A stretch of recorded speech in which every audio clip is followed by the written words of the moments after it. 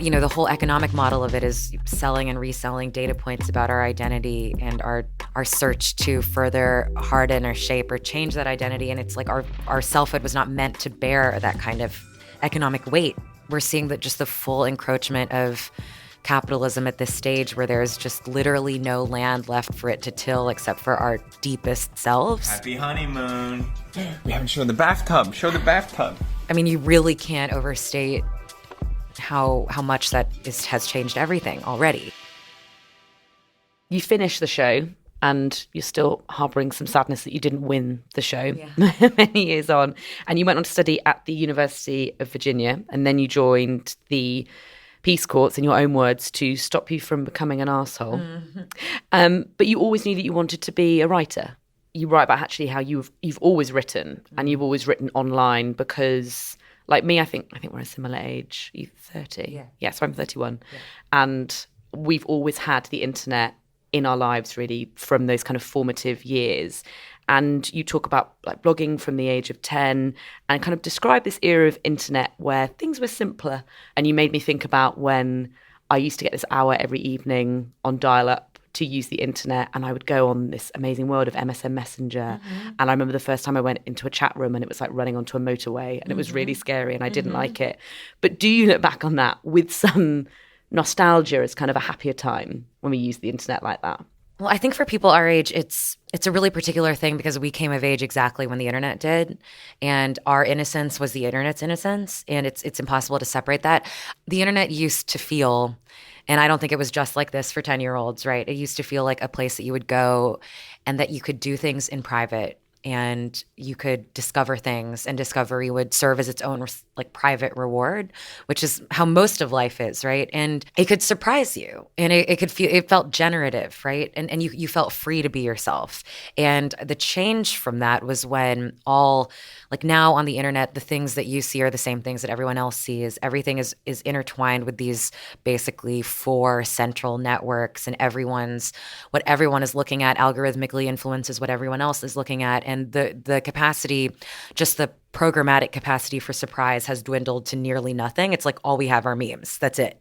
Like all we have are memes and catastrophes. Memes, yeah. Yeah. And I think I do feel, and there are very obvious systematic reasons for the internet becoming the way it has become. It's like it has centralized and corporatized. You write about how we all present an image of ourselves. And you have an Instagram account. I had a look at your Instagram account.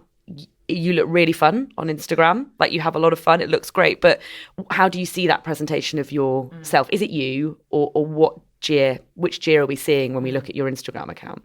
I don't know. I feel that the only way that these systems are going to be survivable is if we are actually like ourselves, if we are not different on the internet and off. I'm exactly the same on the internet as I am off of it.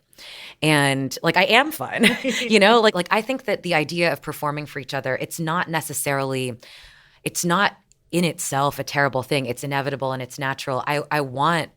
It's built into human interaction that when we, in real life, we meet and we want to be good for each other. The basic, performance of being a good friend or being a decent person riding in the back of a cab, or these are all miniature performances, and it's good that we want to be good for each other.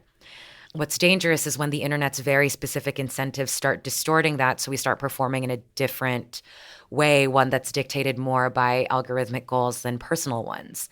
Or if our personal goals start to become intertwined with the algorithmic ones, and that's when stuff really starts to get dark. And so the only way to handle that is just to never think at all about how I'm coming off, and just hope that my actual self is fine enough that will be okay.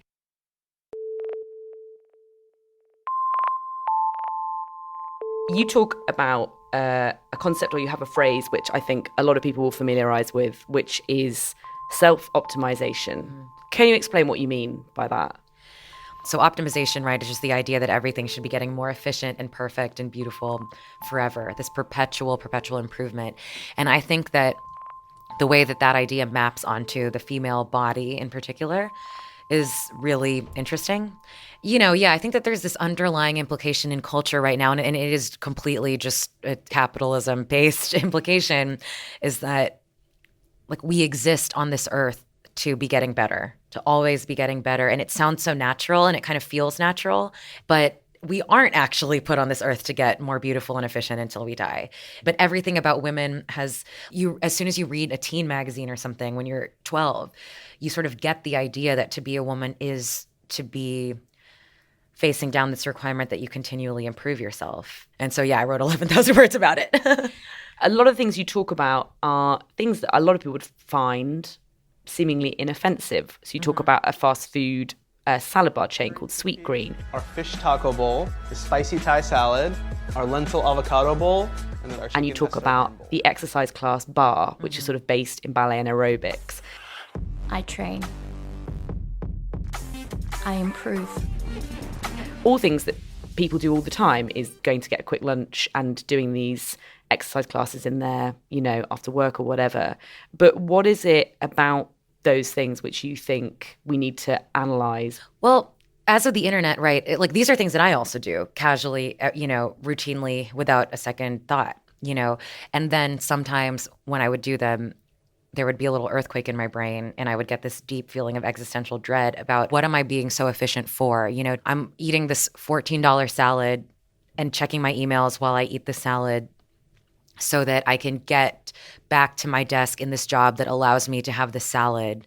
And the salad is something that I have to eat because I work so much that I need to eat a lot of nutrients in 10 minutes or else I'll die. The doom of it all would really settle on me. And it's not to say that, again, with all the things that I'm critiquing here, I'm trying to approach them from a standpoint of pleasure too. There are reasons we're attracted to these things, and they're good ones. And with athleisure, I used to work above the Lululemon flagship store in New York. Are you familiar with Lululemon? This is a company that makes yoga pants that are so tight, they cut off circulation to the part of your brain that decides how much money it's okay to spend on yoga pants. And I would just walk by it and just get these shimmers of, it seemed to me that athleisure was late capitalist fetish wear, which is it was a uniform that you wore when you wanted to treat your body like a market asset that would continue to improve its performance on the market over time.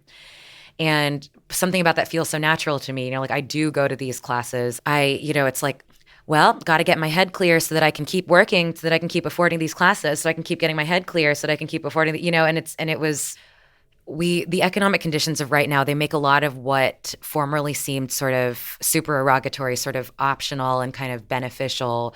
It now is nearly mandatory. And this efficiency is mandatory all the way up and down the income scale. If you're an Uber driver, you also have to be monstrously efficient. If you are an Amazon warehouse worker, you have to be monstrously efficient. If you're a creative class white collar worker, you have to be monstrously efficient. And it's these industries, it's the whole wellness industry